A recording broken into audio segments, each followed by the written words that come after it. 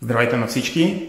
Аз съм Тодор Цачев и в днешното видео ще направим едно интервю с Кирил Кутин, който е норвежки пианист, но както така може би се досещате, той е с български произход и е развил своята кариера в Норвегия. Там е основал една концертна асоциация, с която провежда концерти и един много голям конкурс в град Ставангер.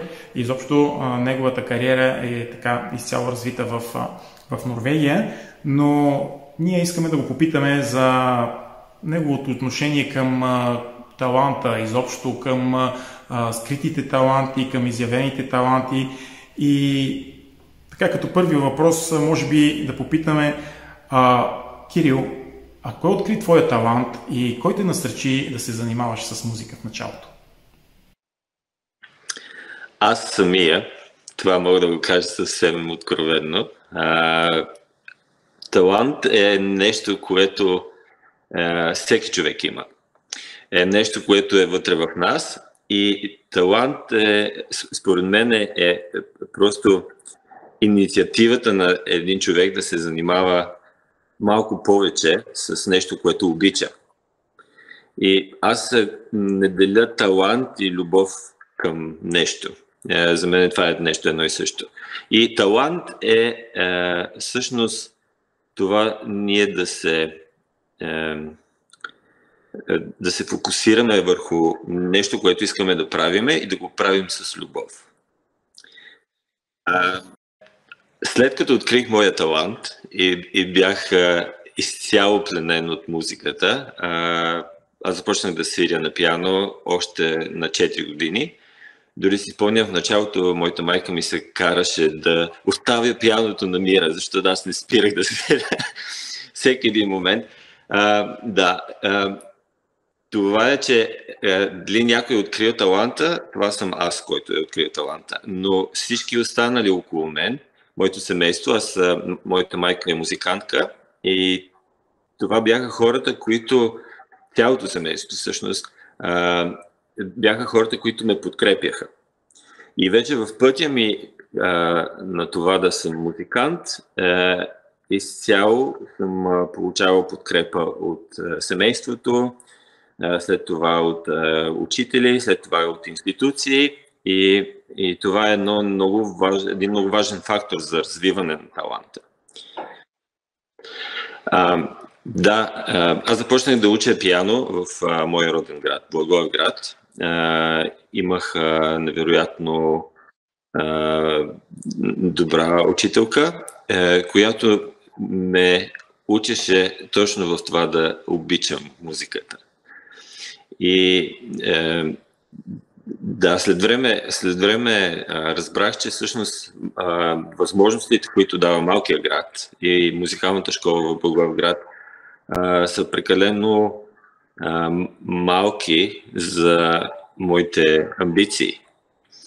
И това беше една от причините аз да потърся възможности в големия град, в София, и да продължа обучението си в музикалното училище в София, където намерих още повече съмишленици, още повече хора, които да ме амбицират да правя повече музика, да обичам музиката повече. И най-малкото човек в един голям град има възможност да отиде на големи концерти, да чуе големи артисти и да се докосне до висините в музиката, което е една огромна, огромна сила, за да можеш да се развиваш. Ти си директор на една асоциация, която се нарича Putin Concert Forening, на която е с нестопанска цел и се управлява от доброволчески съвет, в който влизат изявени представители на различни изкуства в Норвегия. Основна цел на настоящия мандат на съвета на асоциацията е да се предостави възможност на млади и талантливи музиканти от целия свят да излизат на сцена, при достъпна цена на билетите и за посетителите, и изобщо да се изявяват. Как успяваш да разпознаеш, да оцениш и да насърчиш талантливия млад човек за да може той да се изяви и за да има мотивация да свири на музикален инструмент?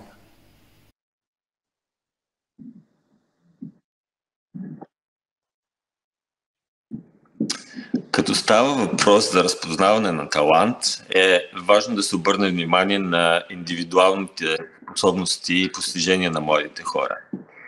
И още по-важно е да се без да се дискриминира от етническа принадлежност, дали идват от семейство на музиканти или най-важното е да се обърне внимание на способностите и най-важно на интереса на младите хора. Било то наука, изкуство, спорт, различни неща. Също важен фактор е за развиване на един талант е да се дадат възможности. Да се даде една сцена, специално в музиката, и да се даде място на този талант за развитие. Моята асоциация е изцяло на доброволни начала и е една голяма част от администрация и въобще съвета на тази организация е от музиканти. И това е най-важното за нас, ние да правиме, да даваме възможност, да даваме място за развитие на млади хора и те нещата са винаги ръка за ръка с вече развитите таланти. Повечето концерти, които се правят, са комбинация от много големи артисти, хора с голяма кариера, с голям опит, заедно с хора, които тепърва изгряват като звезди. И тогава те един друг се балансират. Тъй като училищата най-често оценяват ученическите резултати, главно с система от оценки, как да се идентифицират ученическите постижения, проекти и каузи извън задължителния учебен материал? Как да се осъществява тяхното наблюдение, подкрепа, представяне, споделяне в системата на образованието и извън него?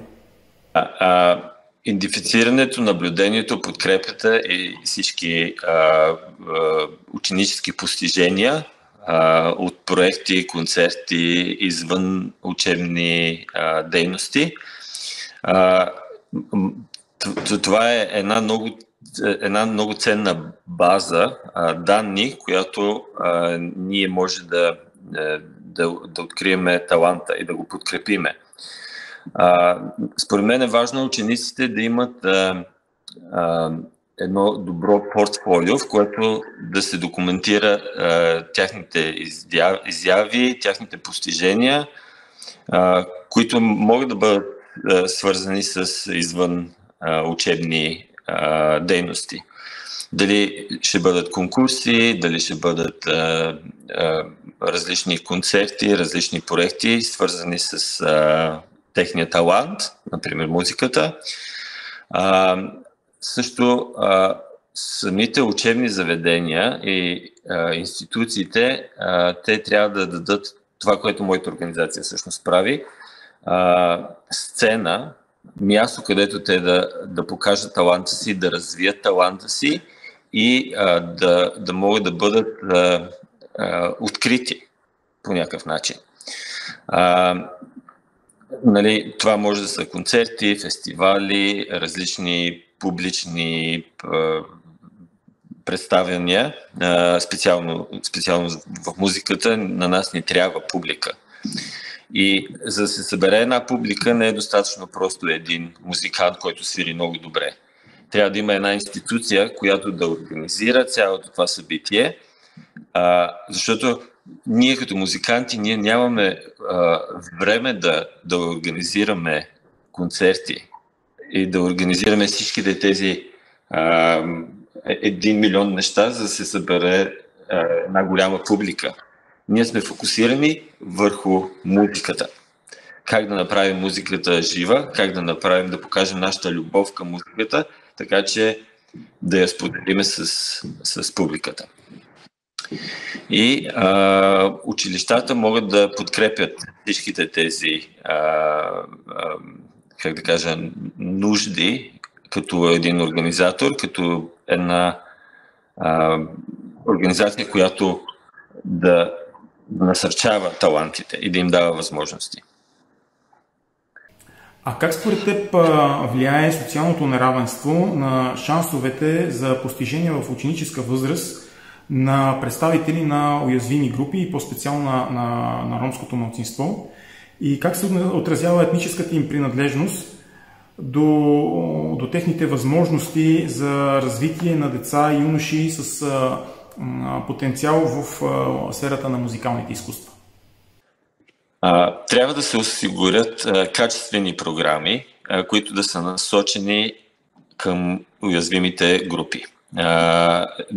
Трябва да са специално за развитието в областта на музикалните изкуства. Било то различни майсторски класове, различни програми, в които тези деца да намерят възможност да участват, да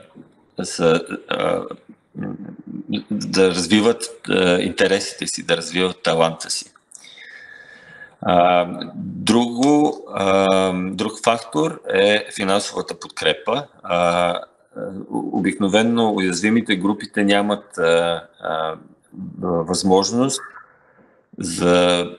било то за купуване на инструменти, било то за пътувания, било то за различни уроци, специализирани индивидуални уроци с специалисти.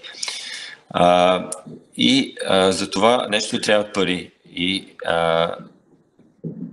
тези финансови средства трябва да бъдат насочени директно към точно тези уязвими групи. И мисля, че е много важно да се говори за всичките тези проблеми, за социално неравенство, организациите да говорят за тези социални дискриминации, да има цялата информация да достигне до колкото се може повече хора и да се осъзнае всъщност какъв голям проблем е това. Какво мислиш за така нареченото изпреварващо образование с диференцирани учебни планове и програми по тематични области, предмети и модули за ученици с по-висок потенциал? Участвал ли си като музикант при обсъждането или прилагането на такива практики в Норвегия? Да. В Норвегия мога да кажа, че системата на обучение дава пълни възможности на децата да правят абсолютно всичко. Било то спорт, музика, танци. И това, че те имат много големи възможности да правят различни неща, което намалят техния интерес, понеже всичко е много достъпно. Аз имам ученици, които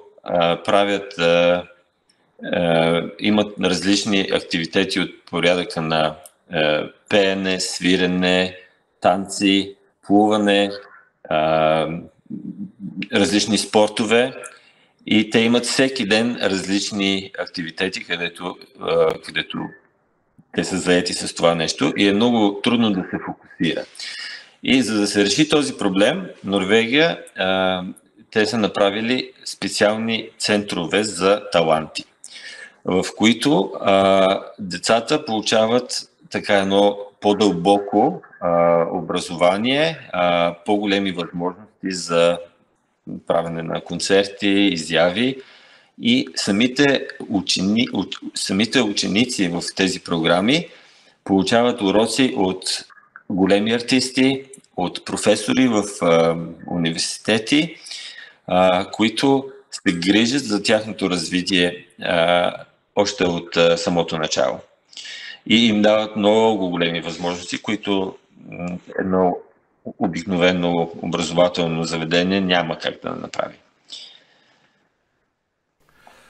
Когато разгледаме стратегическите и програмните документи у нас, виждаме, че под талант се разбира вече изявения и доказал се талант в различни сфери на науката и културата, но не и потенциалният талант. Все още е недоразвит или пък скрит, или потискан по една или друга причина.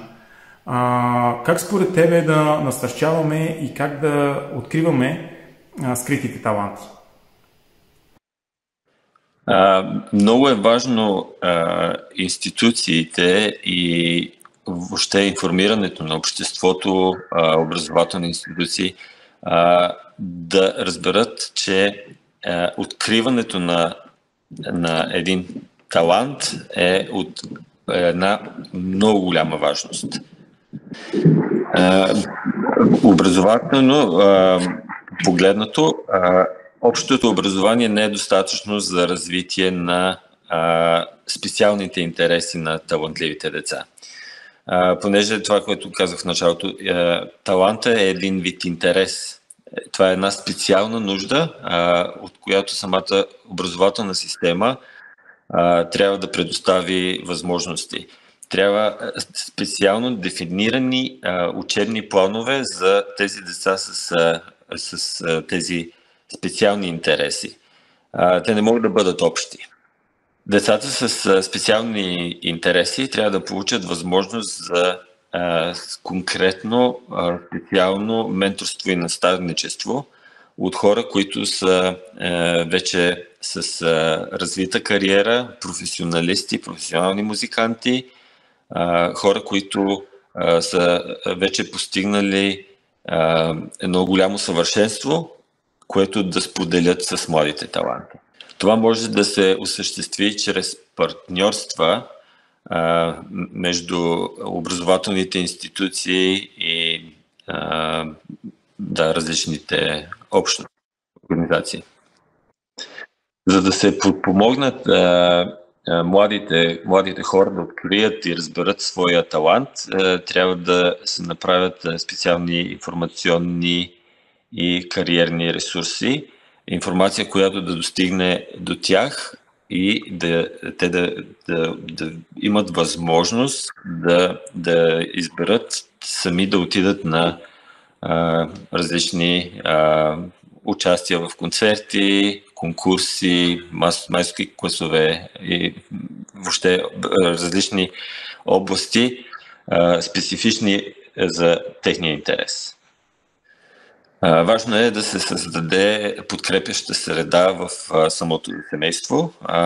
Аз имам личен опит от моето семейство. Те бяха винаги до мен и ме подкрепяха с цялата си сила да постигна това, което съм направил. Без тяхна помощ аз нямаше как да направя дори малко това. Затова точно тази подкрепяща среда от семейството е много, много, много важна. В България, както и вероятно в Норвегия, състезателният подход се прилага заедно с несъстезателни подходи в представянето на таланти. Състезателният подход под формата на конкурси най-вече, състезания и така нататък е доказал своята ефективност за повишаване на личната мотивация. А каква е твоята позиция по тези въпроси и съответно как би обобщил регионалния опит, това число и твоя собствен опит и на твоята организация? Аз лично съм участвал в много конкурси и състезателният подход за мен е една нещо много полезно за повишаване на мотивацията и самодисциплината при младите таланти. Самия конкурс изисква една много голяма, дълга подготовка, в която човек всъщност разбира много неща за себе си. И самата мотивация за това да си на първо, второ, трето място, за парична награда, за възможности за развиване на кариерата, било то концерти, вече като лауреат на този конкурс. Това е една много голяма мотивация за всеки един музикант. И вече на самите конкурси човек има достъп до експерти, които са в комисията, които са вече експерти с различни области, било то професори, било то хора, които вече са с голяма кариера, концертни пианисти, хора, които са постигнали много. Също важно нещо е, че конкурсите дават така наречените сертификати за участниците, за специалните награди, които те са получили и така нареченото публично признание, което е много важно за кариерата на един музикант, за портфолио, за всички възможности, които идват от едно такова състезание.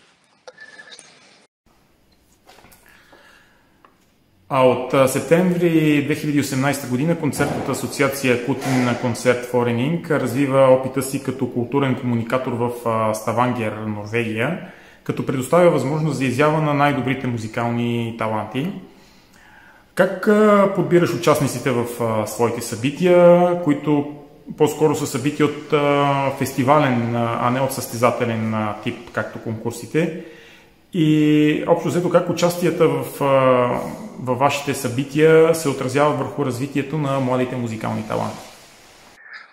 Да.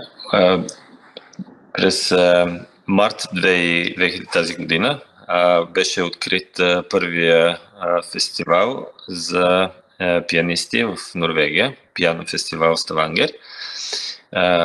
Той е интернационален и това е една така голяма инициатива на всички нас от организацията, която всъщност вече 6 години работим по този проект, която е организатор на интернационален пиано фестивал Ставангер.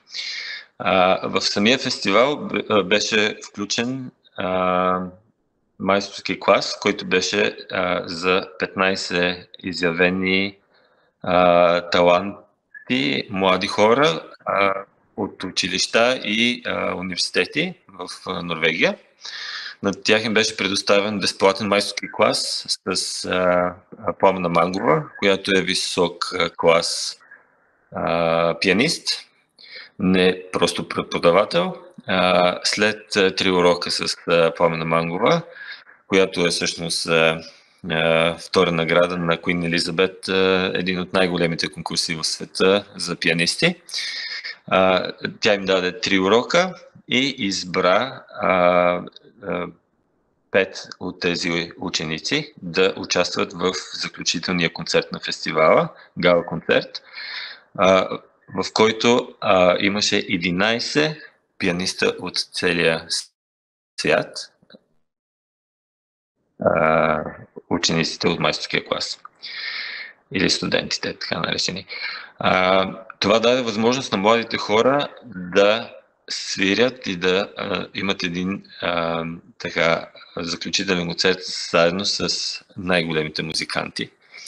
И това е една невероятна възможност за тях да се докоснат до това високо изкуство и да го правят заедно с хора, които вече са на върха. А как опитът ти като изпълнител и като музикант ти помага при комуникацията с различни публики, включително да създадеш мрежа от млади последователи, да действаш като лидер, за да насърчиш млади хора с интерес към изкуствата, да последват пътя ти, да търсят изява извън рамките на учебния материал и да изберат като посока бъдещото професионално и кариерно развитие в света на музиката? Да, като изпълнител, музикант, аз имам полезен опит, който помага при комуникацията с различни публики и създаването на мрежи от млади последователи.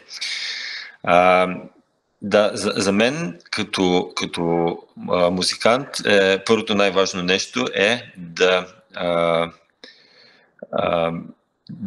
съм искрен с публиката, да покажем моето вдъхновение и с това всъщност и да вдъхнува и младите хора да имат по-голям интерес към музиката.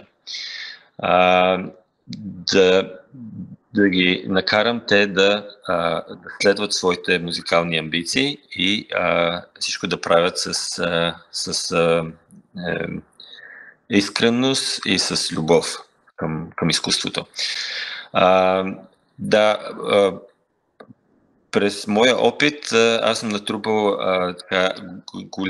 големи връзки с различни институции в музикалната индустрия, което ми дава възможност да подпомогна младите таланти с насърчаване, с възможности за концерти, с това да се организират различни платформи за изява на тях. Един също важен фактор за мен е това те да гледат извън рамките понеже изкуството няма граници. Извън рамките на учебното образование, да могат да бъдат иновативни и да са дръзки, да направят нещо по собствено желание. Не защото им се казва. Ами аз мисля, че това е един така прекрасен завършек на нашето интервю.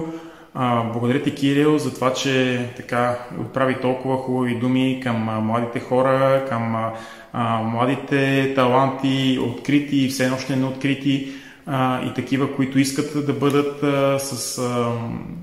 взето с успехи в това, което се занимават. Благодаря ти много за тези хубави думи и се надявам пак да се чуваме, да се виждаме и тук на място в България и да помагаме на все повече млади хора да изберат своя път към изкуството. И аз благодаря много за поканата. За мен е изключително голямо удоволствие, специално в България, мястото, където аз съм тръгнал, и се надявам да бъда полезен с моя житейски и професионален опит.